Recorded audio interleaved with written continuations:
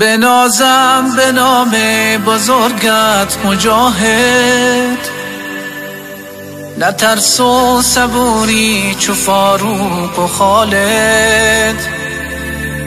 تو برکن ز دنیا فساد و سیاهی، تو شمشیر خیبر سپاه خدایی. بلرزد ز عزمت جهان ستمگر، بکن شام دنیا تو صبح منور. توی مظهر دین، توی عزت ما، توی دفع ظلمت، توی حرمت ما. د دې عصر اتل اسلام پال مجاهد، ختمون کی د کفر فساد او ملحد. د سر زور و پسر د شمشیر د عمر، مفسدین و تټینګ د ولاړ په ډګر. ماتون کی د هر ستمګار او جابر، مقابل د مغرور تا اجل د کافر. د عزت مساتون کی د زړو مو دوا، د مظلوم لپاره مسکا د مسکا. نماد شجاعت بزرگ مرد میدان مجاهد، تو هستی نگهبان قرآن. نترسی ز لوم ملامتگری ها، به فضل بزرگ خداوند رحمان.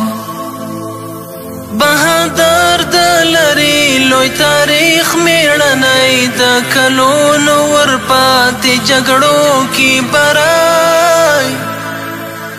د ټینګ عزم خوندی مضبوطه مورال، د کفري قانون مخ کی د تور او ډال. بنازم به نامت تو سرباز احمد، تو باشی شفای غریبان امت. یقین تا قیامت جهاد است جاری، تو برکن بزن ریشه هر فسادی.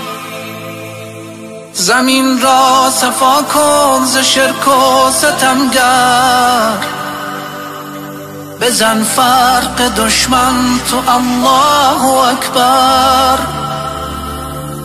بیا جملگی در کنارش بجنگیم، به امر خداوند همه صف ببندیم. محافظ د قرآن دی د سر په سودا، قربانیږي په دین او د خدای په رضا.